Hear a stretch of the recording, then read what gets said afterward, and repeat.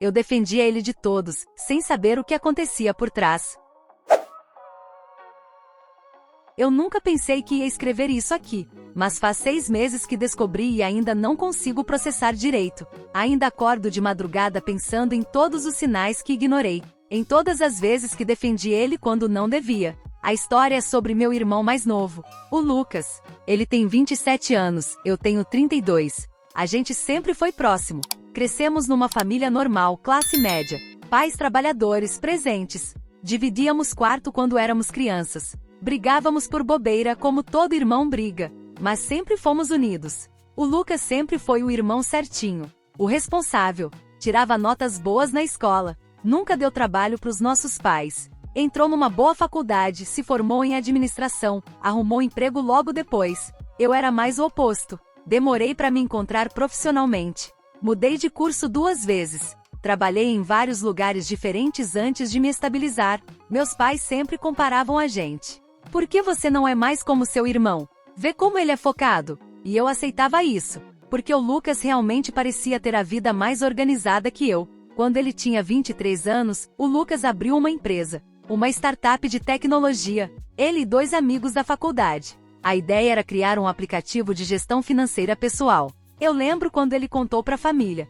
Estava todo empolgado, falando sobre o potencial do mercado, sobre como ia revolucionar a forma como as pessoas cuidam do dinheiro. Meus pais ficaram orgulhosos. Eu também fiquei. Achei corajoso da parte dele largar um emprego estável para empreender. Nos primeiros meses, ele falava muito sobre a empresa, sobre as reuniões com investidores, sobre o desenvolvimento do app, sobre a equipe que estavam montando. Parecia que estava dando certo. Depois de 1 ano, ele disse que tinham conseguido investimento, um valor bom. Disse que ia poder contratar mais gente, acelerar o desenvolvimento. A família toda comemorou. Fizemos um jantar em casa. O Lucas estava radiante. Finalmente vai deslanchar, ele disse. Daqui a 1 ano a gente vai estar faturando alto. Eu acreditei. Por que eu não acreditaria? Passou mais 6 meses. O Lucas começou a aparecer menos nos almoços de família. Dizia que estava muito ocupado com a empresa, que tinha reuniões, compromissos. Quando aparecia, sempre tinha histórias boas para contar. Sobre novos clientes. Sobre parcerias que estavam fechando. Sobre o crescimento da empresa. Tudo parecia ir bem. Até que meu pai me ligou um dia. Você tem falado com seu irmão?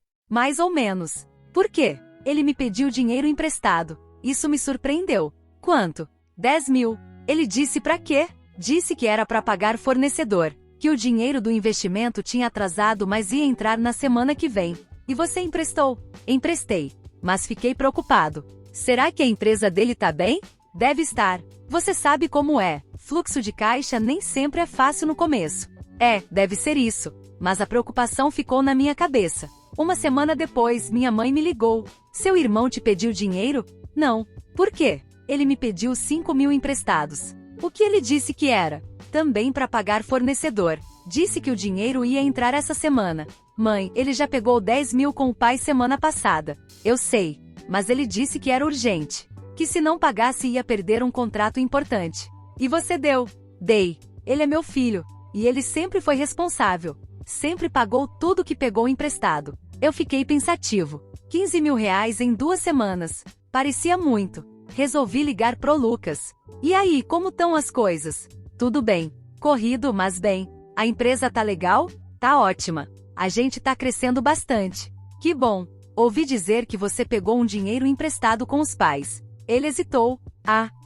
Foi só um ajuste de fluxo de caixa. Já vai entrar o dinheiro semana que vem, eu devolvo. Tá tudo bem mesmo? Não tá tendo problema?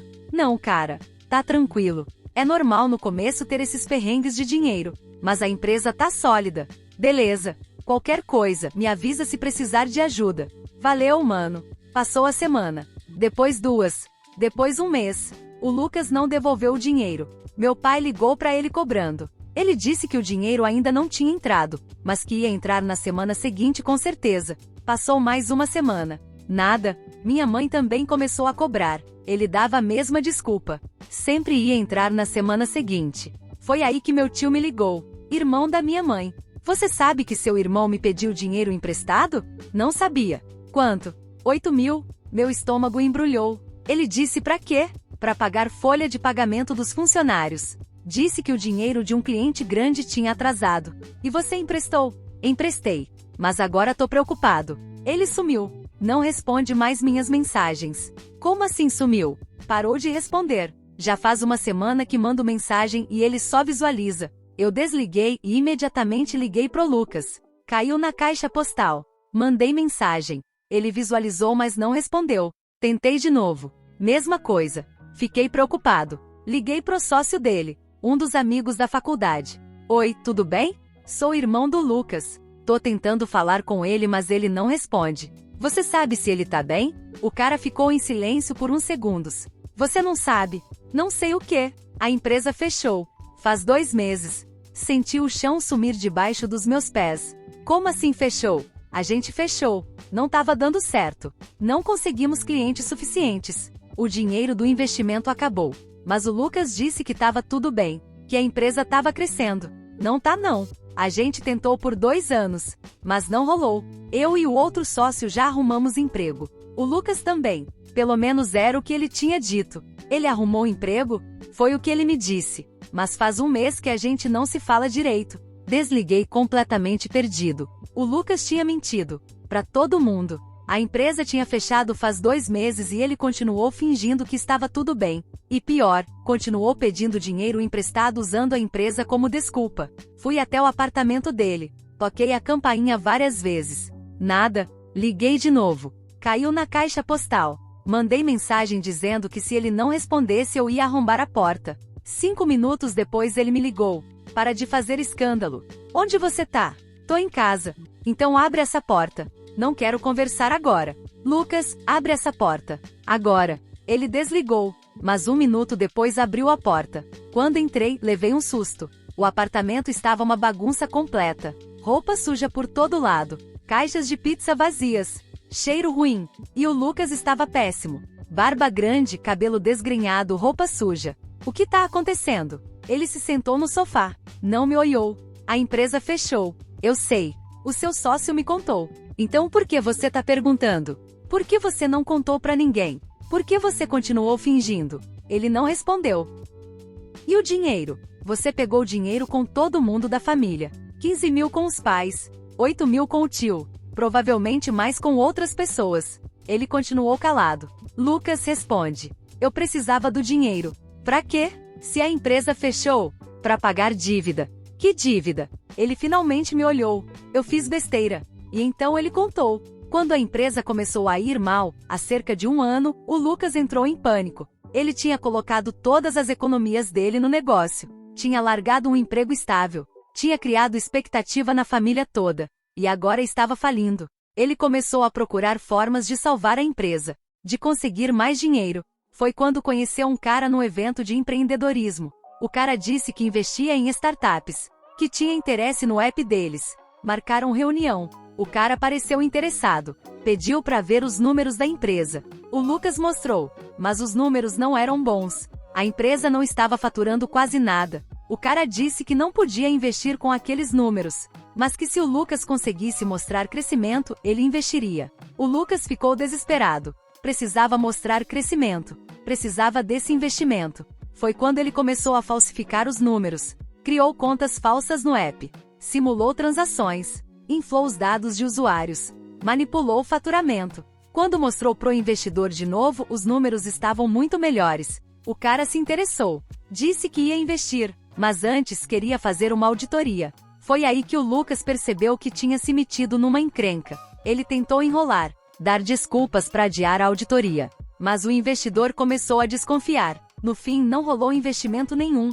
E pior, o cara espalhou no mercado que o Lucas tinha tentado enganá-lo. A reputação dele no meio de startups ficou queimada. Os sócios descobriram o que ele tinha feito. Ficaram furiosos. Quiseram processar ele. No fim, decidiram apenas se afastar e fechar a empresa. Mas o problema não acabou aí. O Lucas tinha feito dívidas. Muitas dívidas. Cartão de crédito no limite. Empréstimos bancários. Cheque especial estourado. Tudo para tentar manter a empresa funcionando. Pagar os custos básicos. Os servidores. As licenças de software. Quando a empresa fechou, ele ficou com 40 mil reais de dívida. E sem emprego. Ele tentou arrumar emprego. Mas não conseguia. O mercado de tecnologia é pequeno. A história dele se espalhou. Ninguém queria contratar alguém que tinha tentado enganar investidor. Passou 3 meses procurando. Nada. As dívidas foram se acumulando. Os juros comendo.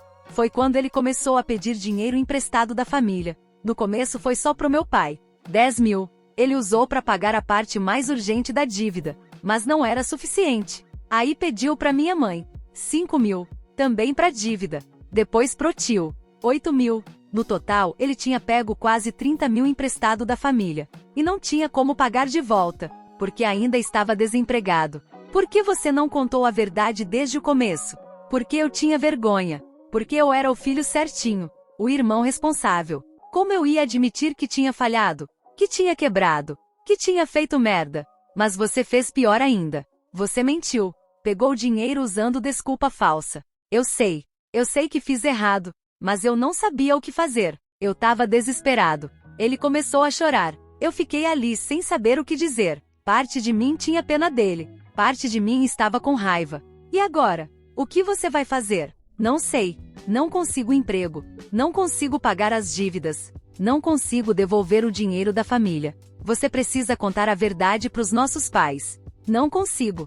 Você vai ter que contar. Eles vão descobrir de qualquer forma. Me dá mais um tempo. Por favor. Mais tempo para quê? Para fazer mais dívida? Para pedir mais dinheiro emprestado? Não, eu não vou pedir mais nada. Só preciso de tempo para arrumar emprego, para começar a pagar. Eu suspirei. 1 semana. Você tem 1 semana para contar pros nossos pais. Se você não contar, eu conto. Tá bom. Saí de lá com o coração apertado. Passou a semana. O Lucas não contou nada. Eu marquei um jantar na casa dos meus pais. Chamei o Lucas. Ele tentou inventar desculpa, mas eu insisti. Quando chegou, estava nervoso. Sabia o que ia acontecer. Durante o jantar, eu trouxe o assunto. Mãe, pai, tem uma coisa que vocês precisam saber. Sobre o Lucas. Meu irmão ficou pálido. O que minha mãe perguntou? Eu olhei pro Lucas, dando a chance dele contar. Ele ficou quieto, olhando pro prato. A empresa do Lucas fechou. Faz 2 meses. Meus pais olharam pro Lucas, esperando que ele negasse. Ele não negou, só abaixou a cabeça. Como assim fechou? Meu pai perguntou. Foi aí que o Lucas contou tudo. Sobre a empresa, sobre as dívidas, sobre os números falsificados, sobre o dinheiro que tinha pegado emprestado. Meus pais ficaram em choque. Minha mãe começou a chorar. Como você pôde fazer isso? Como você pôde mentir pra gente? Eu não sabia o que fazer. Eu tinha vergonha. Vergonha? Você preferiu mentir e nos enganar? Desculpa. Eu só não queria decepcionar vocês. Mas você decepcionou, meu pai disse. Não por ter falhado na empresa. Isso acontece. Mas por ter mentido. Por ter pegado nosso dinheiro usando desculpa falsa. Eu vou devolver. Eu juro. Com que dinheiro? Você tá desempregado. O Lucas não respondeu. A conversa foi difícil. Minha mãe chorou muito. Meu pai ficou muito bravo. Mas no final, eles decidiram ajudar. Não perdoaram, mas decidiram ajudar. Meu pai tinha um conhecido que trabalhava numa empresa grande. Conseguiu uma entrevista pro Lucas. Não era uma vaga boa. Era bem abaixo do que o Lucas estava habituado. Mas era emprego. O Lucas conseguiu a vaga. Começou a trabalhar. O salário era baixo. Mal dava para pagar o aluguel e o básico. Mas era alguma coisa. Ele fez um acordo com meus pais. Ia pagar o dinheiro de volta. R$ 100 por mês. Era pouco, mas era o que ele podia. Com o tio foi mais difícil. O tio não quis aceitar pagamento parcelado. Queria tudo de volta. Ameaçou processar. No fim, meu pai pagou a dívida do Lucas com o tio. E o Lucas ficou devendo pro meu pai. Nos meses seguintes, o Lucas foi pagando aos poucos. R$ 100 por mês. Direitinho. Mas a relação com a família ficou abalada. Meus pais não confiavam mais nele. Toda vez que ele falava alguma coisa, eles ficavam desconfiados. Será que é verdade? Será que é mentira? Eu também fiquei assim. Sempre que o Lucas dizia alguma coisa, eu me pegava duvidando. E o pior, eu me sentia culpado.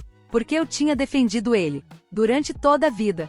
Toda vez que alguém duvidava dele. Toda vez que alguém questionava. O Lucas é responsável. O Lucas é sério. O Lucas não faria isso. Quantas vezes eu tinha dito isso? E estava errado. Completamente errado. O Lucas tinha enganado todo mundo. Tinha mentido. Tinha falsificado números. Tinha pegado dinheiro usando desculpa falsa. E eu tinha defendido ele sem questionar. Teve uma vez que uma prima nossa tinha comentado que o Lucas parecia estar escondendo algo, que a história da empresa dele não fechava direito. Eu tinha rebatido ela. Tinha dito que ela estava sendo invejosa, que ela não gostava de ver o Lucas bem-sucedido. Agora eu me sentia péssimo, porque ela estava certa. E eu tinha sido cego. Meu tio, que emprestou os 8.000, ficou muito bravo comigo também. Você sabia? Você sabia que a empresa tinha fechado? Não, eu só descobri depois. Mas você sempre defendia ele. Sempre dizia que ele era confiável. Eu achava que era. Eu estava errado. Você devia ter desconfiado. Devia ter investigado. Eu sei. Eu deveria. A verdade é que eu deveria ter percebido os sinais. O Lucas sempre foi muito privado sobre a empresa. Nunca mostrava números reais. Nunca deixava ninguém visitar o escritório. Sempre tinha desculpa. E quando as coisas supostamente estavam indo bem, ele nunca tinha dinheiro. Sempre pedindo emprestado. Sempre apertado. Se eu tivesse prestado atenção, teria percebido que não fazia sentido. Mas eu não quis ver, porque era mais fácil acreditar que ele era bem-sucedido. Porque eu tinha orgulho dele. Porque isso me fazia sentir bem também. E agora eu tinha que viver com a culpa. Passou 6 meses desde que tudo foi revelado. O Lucas continua trabalhando no emprego que meu pai conseguiu. Continua pagando a dívida aos poucos. Ainda vai levar anos para pagar tudo. A relação dele com a família melhorou um pouco, mas a confiança ainda não voltou, e talvez nunca volte completamente. Minha mãe diz que perdoou ele, mas eu vejo que ela ainda tem mágoa. Ainda se pergunta como o filho dela foi capaz de fazer aquilo. Meu pai é mais pragmático. Diz que foi uma lição, que o Lucas tinha que aprender do jeito difícil. Eu ainda não sei como me sinto. Por um lado, entendo que o Lucas estava desesperado, que tinha medo de falhar, que a pressão era grande. Por outro lado, ele mentiu, manipulou, enganou as pessoas que confiavam nele. E eu fui cúmplice disso, porque defendi ele sem questionar, porque escolhi acreditar cegamente em vez de investigar, em vez de fazer as perguntas difíceis. Tem um momento que fica na minha cabeça. Foi há uns 2 anos. A gente estava num churrasco de família. O Lucas estava contando sobre a empresa, sobre como estava crescendo, sobre os planos de expansão.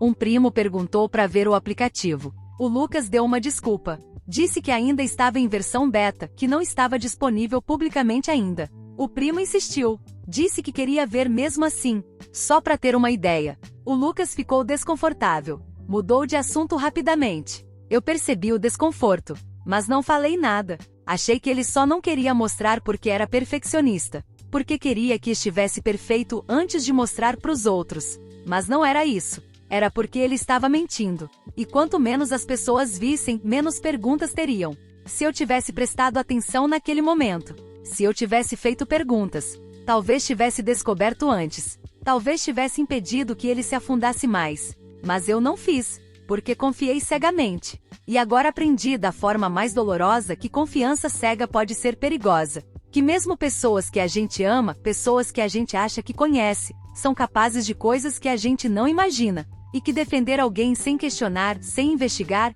pode nos tornar cúmplices das mentiras delas. Eu não defendo mais o Lucas automaticamente. Não digo mais que ele é responsável, que é confiável, porque eu aprendi que essas coisas precisam ser provadas. Não são garantidas só porque alguém é da família. E eu carrego isso comigo. A culpa de ter defendido ele quando não devia. De ter legitimado as mentiras dele sem saber. De ter sido cego quando deveria ter enxergado. Não sei se um dia vou me perdoar completamente por isso.